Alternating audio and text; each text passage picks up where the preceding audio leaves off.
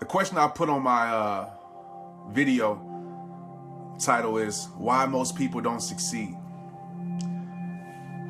And as simple as I can put it, is that most people just don't believe. They don't believe in their capabilities. They don't believe in their vision. You know, they let people talk them out of it.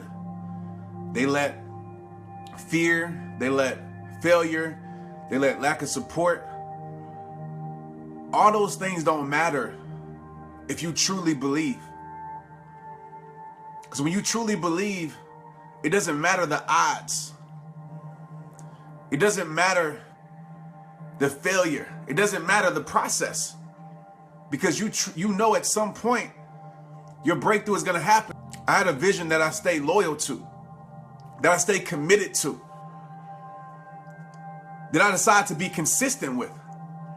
Because a lot of us out there, we're far from consistency, right? It's like we do things when it's popular. We do things when we feel like it. We do things when people support it. We do things when things are going good, but that doesn't show your belief.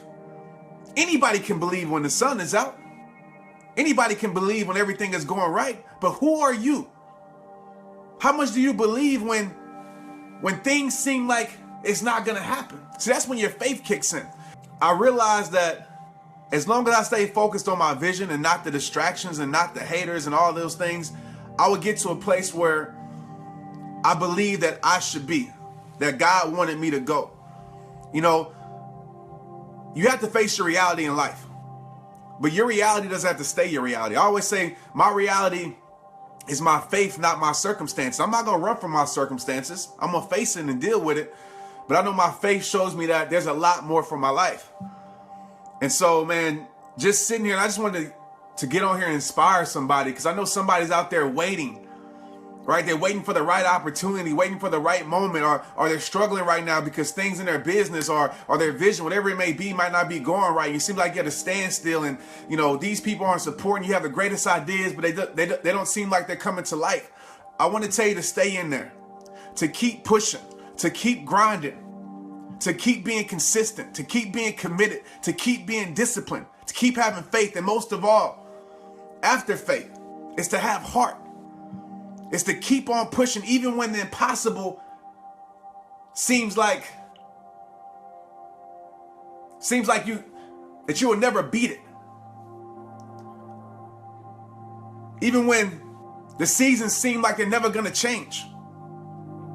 I want you to stay in there, because seasons do change.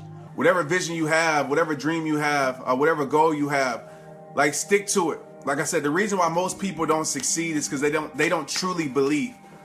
You know, they don't truly believe. When you truly believe in something, you won't quit, because it means that much to you. The reward means that much to you. You realize that struggle is strengthening you.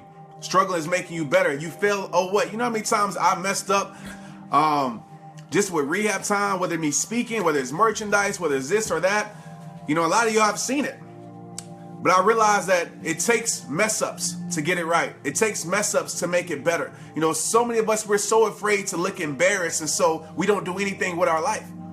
We'd rather just sit there and say nothing and do nothing, and ultimately be depressed because we're not being everything that we were created to be. Don't be afraid to fail, man. Don't be afraid to mess up. Use it as a learning tool to make you better. And we live in a time where you can literally pick up your phone and research how to do whatever. Get around people, find mentors. And mentors don't mean you have to talk to them every day. Go pick up a book. I consider that somebody being a mentor. If I can read their books, you know, get around a good circle. Circles that inspire you, people that push you outside your comfort zone, people that make you better. I think a lot of times we're focused on the wrong thing. So the question I would ask you right now is, what's the reason that you want to do what you want to do? What's the reason that you want to be what you want to be? And if that reason is anything outside of, I want to do it because I truly believe in it, I truly believe God called me to do it, I truly believe it's going to make an impact, then it's a weak why. You're doing it for the wrong reason. You're doing it for the wrong reason. The only reason that I do rehab time is because I truly believe, I see the impact it's making. I feel like God has called me to do this. That's it. Ain't no other reason. Everything else that comes with it is just extra credit. Those things don't make me or break me. Numbers will never make me or break me, because I still believe when it was no numbers. You know, I appreciate the support and I'm grateful for it. But for me, it's about impact. It's about giving a message that just might help change somebody's life. Just might help somebody think that there's another day. Putting out a shirt with a message. When somebody reads it, it might not be for the person wearing it, but when somebody reads Guard Your Heart, maybe it might speak to the person that is in the mall, the stranger that sees your shirt. That's why I make these messages. That's why I make these shirts. It's bigger than just the person. I'm trying to influence the world, man. Real talk. As best as I can. I'm going to mess up. I'm going to slip up.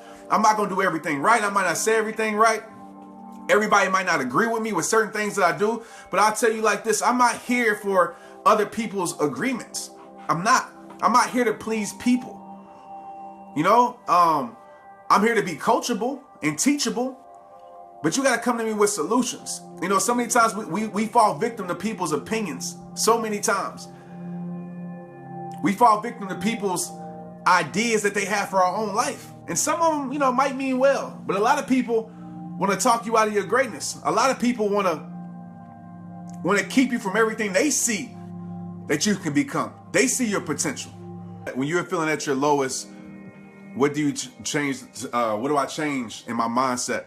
When I'm feeling at my lowest, the thing I do is I first evaluate what I'm focused on.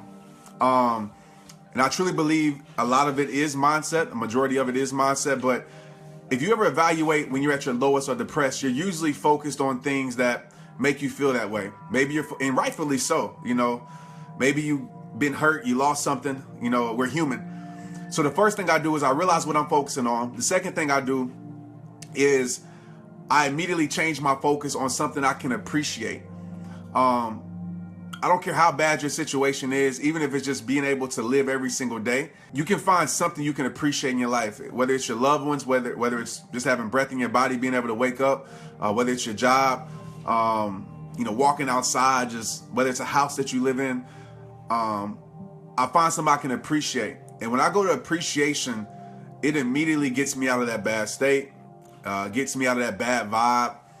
And third thing I do is and really it's kind of backwards, most would say, but the third thing I do is pray. And prayer for me anchors everything in. I talk to God, have a conversation with God. And to me, that's like the stamp that stamps all that in. So I would just encourage you, ask yourself, what am I focusing on? 2, try to change your focus. And 3, spend some time with God so he can ultimately, really, really change you, and keep you changed. Let's get it.